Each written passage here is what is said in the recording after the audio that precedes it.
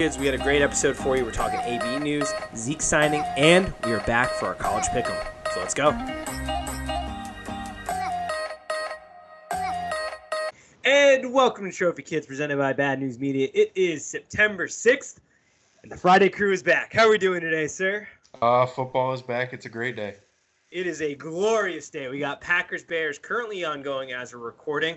I took little Bears minus 3.5. We are not currently winning that as of right now, but woo, does that defense look like a monster? Except for the touchdown they just gave up. Yeah, that wasn't the best. Wasn't the best, but I mean, still, I'll take it. 7 points. They're looking very good. We have some picks to give out here later in the show. Our college picks are coming back. The Degenerate Report is coming back. But we have some NFL news to cover first.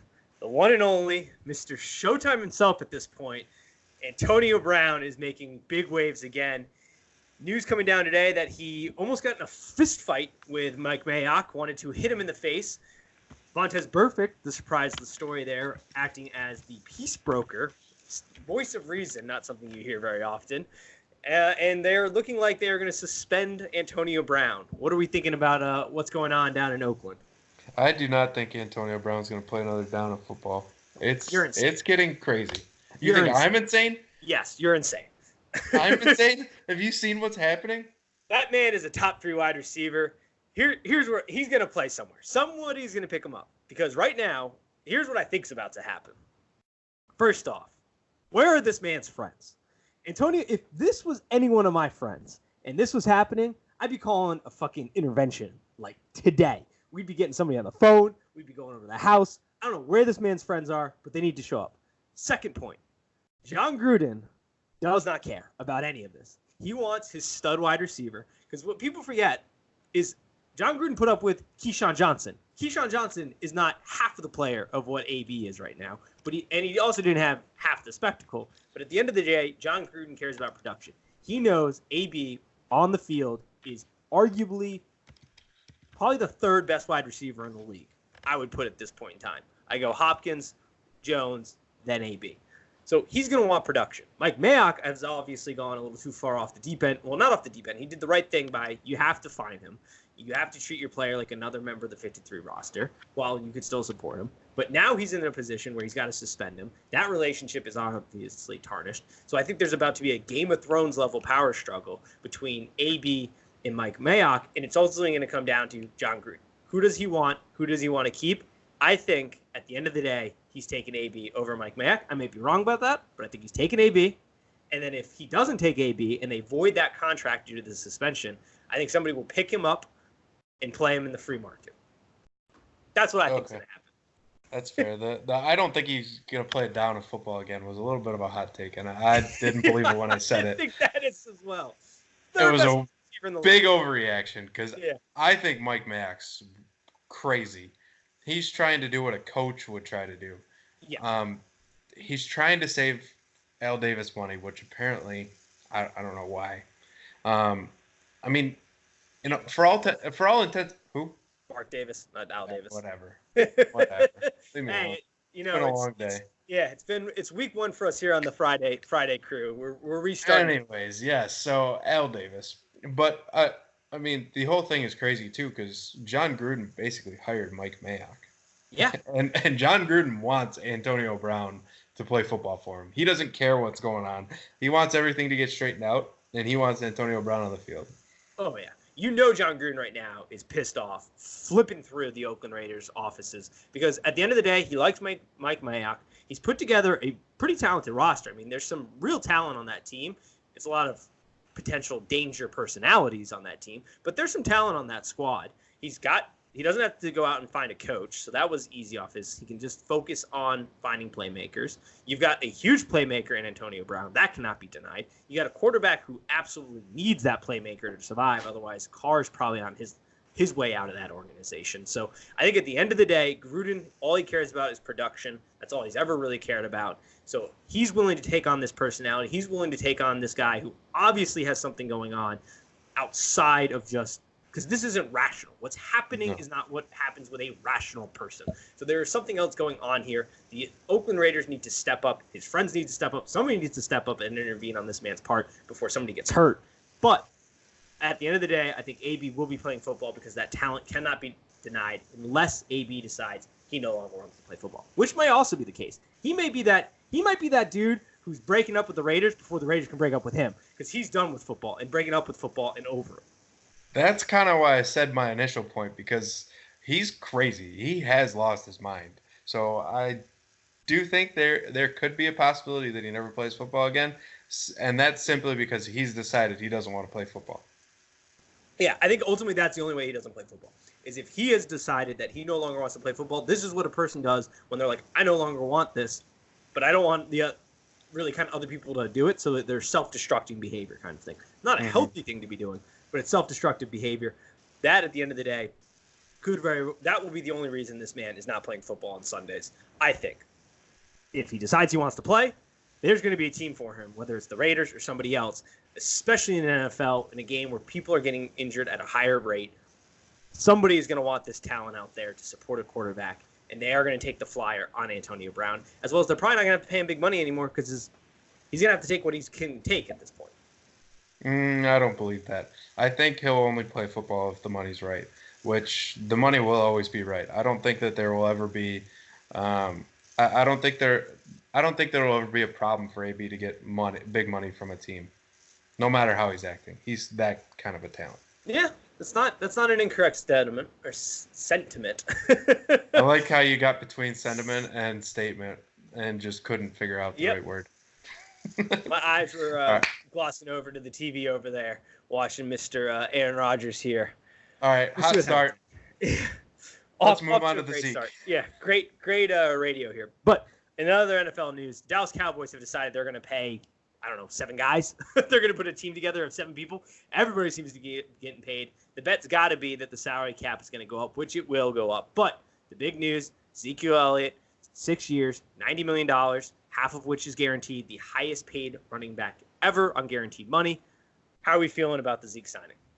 I don't know how I like it, especially on Dallas. I mean, it's a lot of money for a running back. I did think they were going to at least hold out a little bit and not give him $90 million. But, hey, they need him. They're highly dependent on him. He's the only reason Dak Prescott looks any good. So, yeah. I mean, they had to do what you got to do.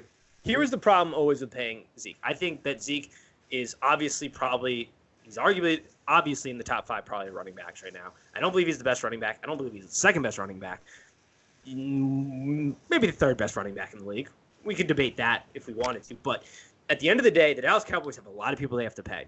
The equation has to have been, what are you going to do with Dak? Because if Dak is your guy, then you then decide what piece fits Dak the best. Is the bet a running back fits Dak's the best? Or is it a stud wide receiver like Amari Cooper, who we saw as soon as he got traded on over to the Cowboys, he became the Amari Cooper that we all thought he was going to be and had showed signs of being, and Dak Prescott's game obviously stepped up.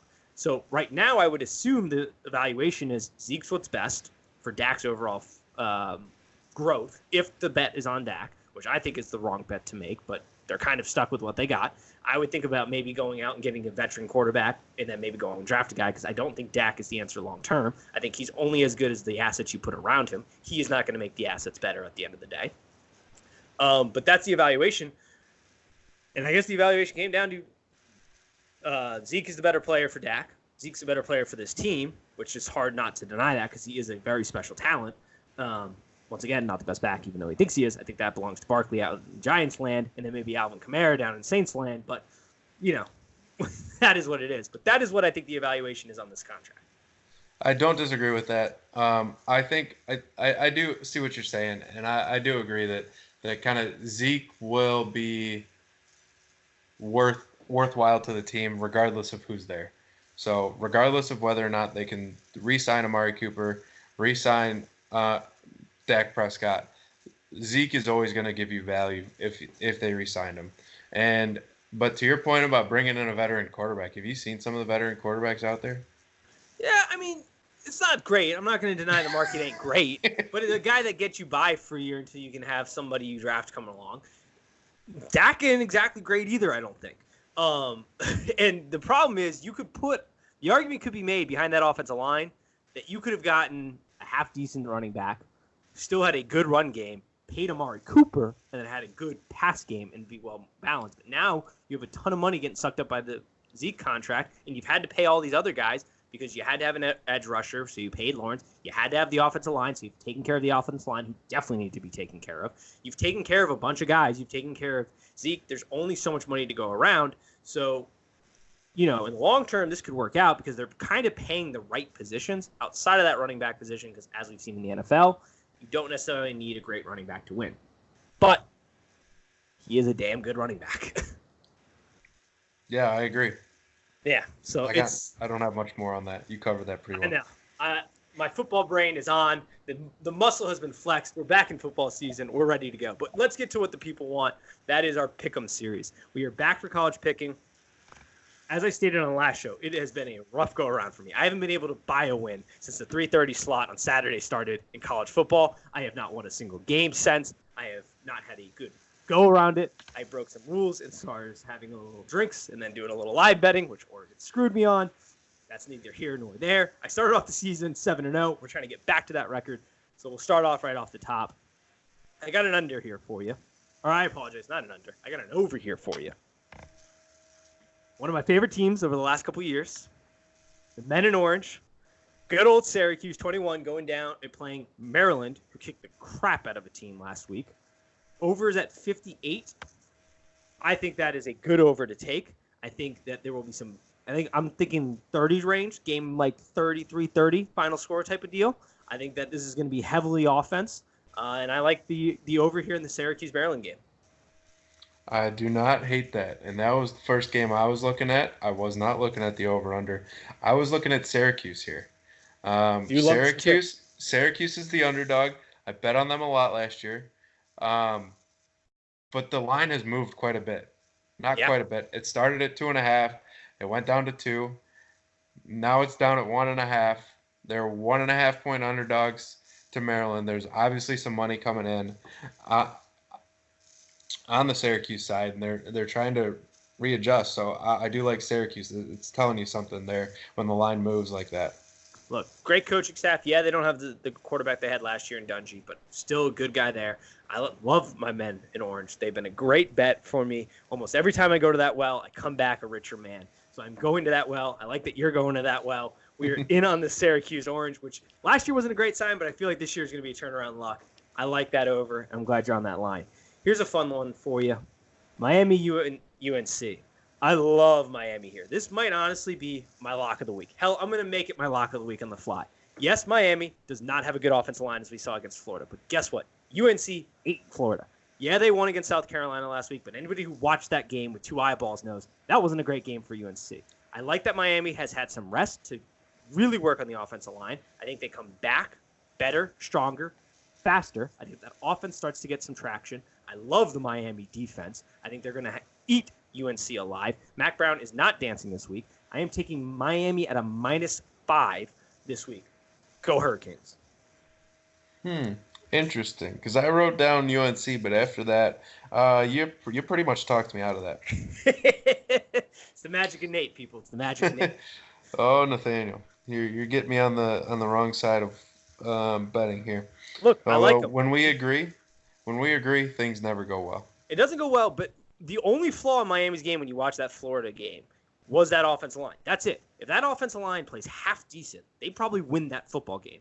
You got a lot of young talent on that. They got their butts kicked by a good Florida team. That team's going to be competitive. They have a much better front seven than UNC has. That isn't even debatable. I think by giving them this last kind of 2 weeks, essentially, to prepare for UNC, I think that gives the coaching staff a lot of time to help get this offensive line coached up based off the film that they saw, make sure they're doing some good drills. I think because of what I saw, I very much like Miami here. I don't think UNC is going to score a whole lot because that Miami defense is going, and I cannot say this enough, terrorize them.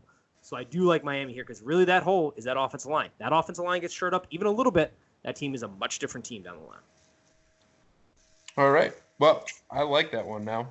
You flipped me. Probably going to go with that one. And then I'm also going to go with Florida Atlantic. Florida Atlantic plus 10.5 over UCF. Okay. Florida Atlantic's at home. They started to turn it around in the second half against OSU. OSU did not look great in the second half of that game. I was pretty upset at at them of not covering last week. So this is almost a spiteful pick, but I'm going to go FAU here. Ooh, I like that. I like that. All right. Now, here's one. This was a game last year that if you hit it, you hit it big because it was an upset. We got Virginia Tech versus ODU at Virginia Tech. The line is at 28.5. That's a big line for Virginia Tech, who I am not a fan of when it comes to a lot of things. Now, I will support them. Had some family go there and all that, some friends. But 28, that's a big spread for a team that I don't have any real positive things to say about Virginia Tech. I think they are the pinnacle of mediocrity in college football. I think that Fuentes down there, the head coach, is not a very good coach for that system. The system he's implemented offensively has not been working. I'm not a fan of it down there. I don't like ODU to win again because I don't think that's going to happen. But 28 is a big spread for Virginia Tech to cover. I don't have any faith that they can separate between an ODU team who is a competitive football team in Virginia. Not the best, but a competitive one. 28, they're not going to cover 29 points essentially to win this. I like ODU at plus 28.5. Not bad. I don't hate that. I did have that one circled. I did not have that one picked yet, though. I'm going to move on to another incompetent head coach, and that is Willie Taggart. I am going UL Monroe just simply off of that collapse. Dehydration? You practice in Florida. What is wrong with you? How can you blame that on dehydration? It's so perfect, too, because I bet Boise, and then I live bet them before halftime because I was like, this team's going to crumble. I know they're the same team they were last year. They're poorly conditioned. They're not mentally strong in the second half. I love it. Poor hydration. I checked out of that game. I stopped paying attention. Went to go run some errands, come back, and lost it. That's awesome. Ridiculous. So I'm betting solely against coaching here. UL Monroe. That's who we're going with. There we go. I like 22.5 point favorites. All right. My next game here, I got the Mormon boys versus them Tennessee Vols. I'm taking BYU, Mormons all day long, +4. Here's the thing, Tim. That was arguably one of the worst losses in college football. This is a Tennessee team. I ripped on them on Wednesday's show. They were a 25-point favorite. They paid that team close to $1 million to come in and beat them. We had all this talk that Tennessee was returning to prominence. I think when you lose that demoralizing, when you've had that much negative press, when you've had that much questions about the coaching, and you go against a Brigham Young team, which we all know, for whatever reason, they are put together a football team. I still don't know how they do that every year. I don't know how those Mormons recruit a full football team, but they do. I like Brigham Young here. I like them at +4. I don't think Tennessee gets back on track this week, at least. I think losing the way they did and the way they collapsed at the end of that game and just showed that they are not checked in if the going gets tough. I think Brigham Young goes into Tennessee, and I think they cover the +4. Does Knoxville get burned down then? It might. You might have to disband the athletic program because the Yellow athletic program is an absolute dumpster fire. So we'll see what goes on there because basketball, way overrated last year. And the first time they've actually been good. They were a good team. Not as good as people thought they were. This Tennessee football team hasn't been good since, I don't know, I was in diapers. So, yeah, no faith in this Tennessee athletic department. I am taking Brigham Young here. BYU, let's go. Interesting. I do think they bounce back, so I do kind of like Tennessee there. After such embarrassment, I'm going to have to go against you on that one. All right, here we go. We're not using that as a pick. All right. I am going with another terrible football team, Rutgers. Oh, man. Iowa, -19.5. I had this at 20. Now it's down to 19.5. Definitely going with Iowa on this one. Iowa will run them off of the field. I was going to say run them out of the gym, but this isn't a gym. Rutgers might be playing basketball for all I know, the way they look out on a football field. Iowa -19.5, no doubt. Book it. There's no way Rutgers even comes close. Rutgers is so bad. I don't hate that. I do not hate that. It makes no sense, though. They're from New Jersey. There's so much football talent in New Jersey. Rutgers gets none of it. They Yep. don't even get the leftover scraps. It's a bad situation down in Rutgers since Greg Schiano really left. Outside of that, they haven't really been much of a program. I don't dislike that pick. I got a pick for you here. Some are considering this the game of the week, Clemson versus Texas A&M. I like the LSU-Texas game as the game of the week. I cannot wait for that. I'm not picking that. I'm staying away from that because I just want to enjoy that and not have the added stress. But if I had to pick it, I'd probably go LSU, go Tigers. But Clemson versus Texas A&M, this is a tough one. I have gone back multiple times on this. The line is at 17. Clemson is obviously the powerhouse. Clemson is obviously the blue chip. Clemson is obviously the best team outside of Alabama and Georgia, and it's not even close. I think there's a deep fall off after that. But Texas A&M has a habit of covering games, especially in the season, that they have no business covering. I expect this to be a close game. I expect the under to be a very strong possibility. I am taking Texas A&M. It was a late switch, but just off my years of watching college football, after betting Texas A&M a good amount, I know that they have these games where, for whatever reason, don't know what the reason is, could not tell you, they seem to play better when the spotlight is brightest as far as covering goes. So I think that they are going to cover the 17-point spread, and I am going with Texas A&M. I will put it in the degenerate port so you'll know if I change my mind, but I'm leaning heavily towards Texas A&M right now to cover. Not to win, but to cover. I don't hate that. What do you feel? What are your feelings on the Army-Michigan game? Here's the thing. I did not watch as much Michigan football this weekend as I wanted to. I wanted to do a little scouting on them. I think Michigan's probably going to be okay here in this spot. I would hope so. But there is a possibility. I'm going to go 10% possibility. Army covers this. I don't hate that. I tuned in and out of the game quite a bit, but every time I looked up, they were doing something stupid. They were doing something sloppy. They were either fumbling the ball, or they were running Dylan McCaffrey like he was a running back. Yeah. I did not understand it. They were doing these stupid little, like, they were running this 2-quarterback system, but not letting Dylan McCaffrey throw. So they were really running a 1-quarterback system with a quarterback that was subbed in as a running back, which doesn't make any sense. So yeah. I don't know how I feel about this game. I want to root for Army. So yeah. I don't need to gamble on this game to root for Army because I hate Michigan anyways.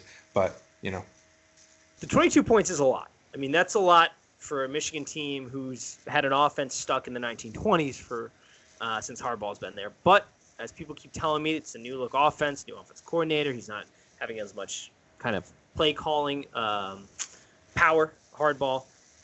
It takes a while for offenses to sink in both college and the NFL. It's easier to play defense at the end of the day. But I've got to think that Michigan, with kind of who they have as far as talent-wise, covers the 22 points. But I don't know. The more I think about it, 22 points is a lot for an old. If it was old Michigan, yeah, I'm probably taking Army to cover 22. But it's apparently a new look Michigan.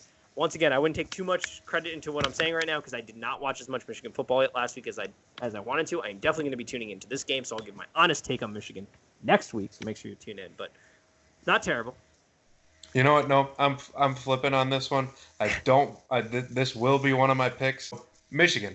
I have completely switched my pick just by thinking about this. I've debated it in my mind while you're going back and forth on them, and I think that this will be a blowout. And this is pretty much a lock. They did the same thing last year. They looked great in one game and then terrible in the next. They did this every time, and it was every time that I bet on them, that's when they looked terrible, and they did not cover the big spreads. I think they will cover this one. They will just pound the ball down Army's throat. Army's defense will be a little too small for them, and they'll just kind of manhandle them all the way down the field. And they'll win this game like 45-10 or something crazy.